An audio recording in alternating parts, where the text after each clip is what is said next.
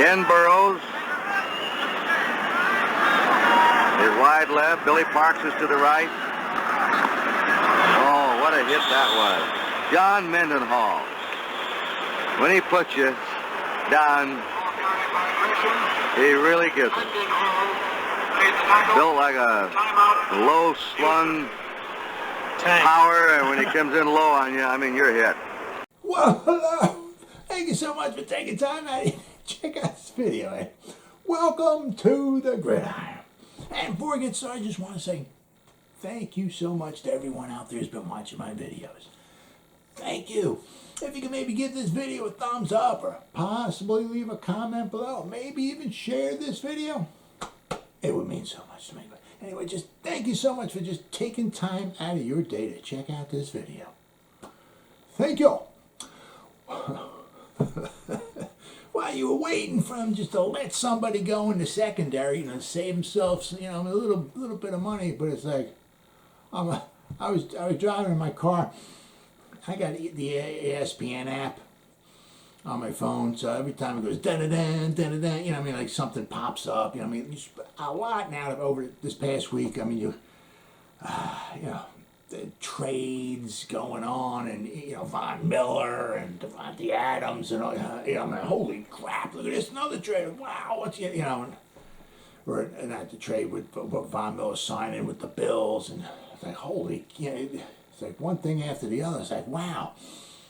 So then, Logan Ryan popped up. Giants release, and I'm like, okay, James Bradbury, Logan Ryan. I'm like, what? I'm like, huh? I'm like, man, I didn't know you could save even any money with him, but I guess. It was an article that I saw. It was a few weeks ago. I'll leave it in the description box. You can check it out if you want. That some of the Giants from the front office, I'm not exactly sure what the front, if it's includes Shane and maybe Martindale or who or this or that, but they kind of wanted to move on from Logan Ryan. It was on February 26th. So it was just about 3 weeks ago this article came out. And I was reading, I'm like, yeah, you really want to move on from? Yeah. Because it was like, Jabrill Peppers, we're probably not going to re-sign him. We got Julian Love, we got Xavier McKinney, we still got Logan Ryan. So we still got some safety. If we're getting rid of Bradbury, we might need some help there. So I'm like, wow, move on from him. Well, so I was just reading the story. I'm thinking, oh, why? So you're probably not going to re-sign Jabrill Peppers. You're going to let him go. It's like, I don't know. So right now they have Julian Love and Xavier McKinney. So if you let him go, all right, you kind of be down, just the two guys. And the Julian Love, this is his last year of his contract. This is his fourth year. So you have no money, right? So now, if you're down to two guys right on the roster, Julian Love and Xavier McKinney, where are the safeties coming from? You gotta, I guess, you gotta go out and let your team captain, let him go, and bring in maybe, I guess, a draft pick or two, maybe maybe a free agent, sign undrafted free agent in college. He had a lot of tackles. He didn't have a super spectacular year, but he was second on the team. He had 117 tackles. All right. That came in just 15 games. Tay Crowder led the team with 130, I believe. But Tay Crowder played in all 17, started and played in all 17 games. So if Logan Ryan, because he missed 2, I believe, because of COVID. So if he played in all 17, he averaged about 8 tackles a game. He would have had another about 15 tackles. So if Logan Ryan started and played in all 17 games, he would have had over 100 at the current rate of 117. He would have had over 130 tackles. So he quite possibly would have led the team in tackles last year, right? According to Pro Football Focus, once again, it was his lowest grade of his career. He graded out as 60.4. All right, he just turned 31. I guess long term, I guess. Yeah, I mean, it's, yeah, not in the future, I guess, 31.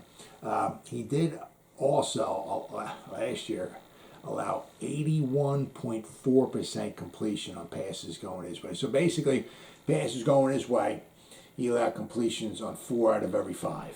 I mean, that's not very good at all. He also surrendered 3 touchdowns as well. So, I mean, that's not very, very good. Ryan has a $9.25 million base salary this season coming up, right? He was going to count toward $12.225 million toward the cap. All right, this year. $5.5 million that was already guaranteed. All right. Now the thing is that another $3 million would have became fully guaranteed on, I saw March 18th, I saw March 19th. So it was either today or tomorrow. One of those 2 days, another $3 million was going to become fully guaranteed. So I guess that's why it looks like they kind of let him go when they did on the 17th. And that one, I guess, saving them, they might say like $750,000. Now, $750 will sign like your 6th round draft pick, your 5th round draft pick. It'll probably come close to signing one of those guys. So I mean, it's not much, but it's something.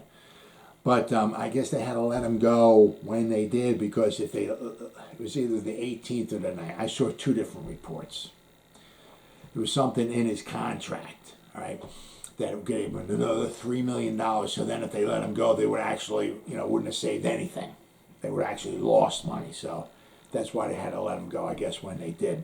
He was due $12.25 million in 2023, all right? So they'll be getting a big savings there. I mean, they got over, what I saw, according to Spot Track, they have over $50 million available. You add the 12, right? So it's almost be close to $65 million. But now that's also including, they're paying, according to Spot Track, they're paying Daniel Jones's 5th-year option, which is $22 million. If they ain't signing Daniel Jones, that's another $22 million we'll have. That would put us up around $87 million. It also includes Dexter Lawrence's 5th-year option, and then picking it up, which is, I think it was around $10 million, somewhere around there. All right. So, I mean, you can look, we're getting close to $100 million in salary cap room next year. Now, of course, that doesn't include Saquon Barkley. It doesn't, well, we have Tyrod Taylor, okay? But, but we're kind of getting to be like kind of a shell of a team. The other thing, is that, we could let Leonard Williams go. That would save a lot of money. We could let Adoree Jackson go. That would save a lot of money. We can let Kenny Golladay go. Between letting those guys go, it's another $40 to $50 million or something. So we got a boatload of money. We're going to kind of have like a shell of a team. And we're going to start, piecing it together here and there, But we're going to have a lot of money next year. Could possibly have a lot of money next year, especially if we don't pick up Daniel Jones's 5th-year option. So, that's why they kind of had to let him go. But, we're going to save a lot of money next year. All right, we get a big savings there. So now the Giants roster, we have signed. All right, I'm not talking about the practice squad or anything like that, all right? On the roster, we had Julian Love, and we got Xavier McKinney. I said, as a next season on the roster, if you look on the signed guys for next season, we got Xavier McKinney, and that year that will be his last year. Next year, not this year, next year. That'll be his 4th season. We got him in the 2nd round, so we're gonna have to make a decision on Xavier McKinney after 2023.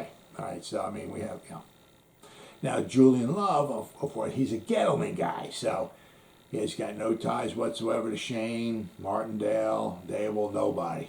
So might be his last year as well too. I was kind of thinking they might even let him go, because they could save a couple $1 million if they let Julian Love go. There's a few guys. Darius Slayton, Julian Love, Nick Gates. Oshane Ximines, let some of those guys go, and they would save themselves some money as well, too. I guess they're still waiting for a trade partner from James Bradbury. So just maybe Kyle Hamilton might be in play now for the Giants in the draft. I mean, that's if he makes it to the Giants at number 5. I'll have to wind up waiting and see. Now, there's I guess 3 really decent safeties. All right, Kyle Hamilton is, according to Pro Football Focus, anybody you talk to, he's number 1. All right, Lewis Cine, he's just a junior. All right, he's from Georgia. I mean, half the Giants roster is from Georgia, so why not draft him as well, right? He can be a late first, early second. Now, he may not make it to the Giants with their second-round pick, or he just might, or the Giants might have to maybe trade up and try to maybe go get him. The interesting thing is that on Wednesday, 2 days ago, Joe Shane went to Georgia's pro day. I mean, my God, half their freaking team had it. It was a pro day. I mean, yeah, they got guys aplenty. He was down there looking at a bunch of their guys. Lewis Cine, I'm sure, is one of them as well, too. That frickin' dude comes he's fast and he'll hit you. I mean, he's not huge, but he'll hit you. I mean, I've seen some stuff on some of his film. He'll crack you, boy, I'll tell you. Then there's Jaquan Brisker from Penn State. Possibly be a second rounder as well, too. Now, according to Pro Football Focus, they got a draft board and all the big board they got and everything. You got I said, Kyle Hamilton, but then after him, in the first 3 rounds, you got maybe another 5 guys, in the top 100 or so. They got about 6 safeties they have going. So the Giants can certainly grab a safety because they got 2 third-round picks. All right, so they can certainly grab a safety somewhere along the line. But it would be interesting if once again if they picked another safety in the second round. You had Landon Collins in the second round, then you had Xavier McKinney in the second round, and maybe Lewis Cine in the second round. That would be pretty interesting. Because the one thing is you got to remember is with Joe Shane, right, with their defense. Now, it's not Wink Martindale's defense, right? I get it, but just the way it was in Buffalo. Okay, now I don't know how much of an influence Joe Shane has with Martindale, or he's trying to influence him and everything like that, but Martindale, guys who can cover are very, very important. But what they did in Buffalo, was their safety tandem was one of the best in the NFL. Right? Micah Hyde and Jordan Poyer. The 2 really, those are, once again, according to Pro Football Focus, they graded out those 2 guys, Micah Hyde and Jordan Poyer, graded out the highest as far as coverage on the Buffalo Bills team. So so with them they build it there from the back, the back, and moving on up front. So to them, the Buffalo Bills, their defense was, was the safety position was very, very important. And it just, it kind of makes you wonder what they're doing. Because with Martindale, he likes to send pressure. So that means you're relying on the guys in the back, whoever it is, safeties or cornerback, whoever you got back there covering. There's a lot of pressure on them. So you need some good guys covering. Now, Logan Ryan, he was kind of Jabrill Peppers in coverage was a liability. Logan Ryan, he was very good at tackling, got a lot of tackles and all. But as far as coverage, I guess he was kind of a liability. I guess maybe that's one of the biggest reasons why maybe they let him go too. But so look for the Giants. We can still use the tight end. We need an offensive lineman. We got Bradbury go. We need a cornerback. Now we need a safety. We need a lot of guys. But look for the Giants now. Unless they think they think they can ride it out with Julian Love and Xavier McKinney. They need depth. So if Julian Love and Xavier McKinney are going to be the starters, all right, look for they got to get depth. So whether they're going to take a safety later on in the draft, and maybe get somebody, an undrafted free agent, bring somebody else in there too on the cheap, right, to help fill in the roster. But now things are starting to maybe come together a little bit more. Maybe Kyle Hamilton and maybe Sauce Gardner, cornerback, might be in play for the New York Giants in the first round with picks number 5 and or 7. Kind of makes you think, but what a shocker, huh? Logan Ryan. And now, and I said, with him, it just happened just like that, and just, somewhere along the line, just like that, James Bradbury might be gone too. Well, as always, guys, thank you so much for taking time out of your day to check out this video. You guys stay safe out there and go Giants. Woo!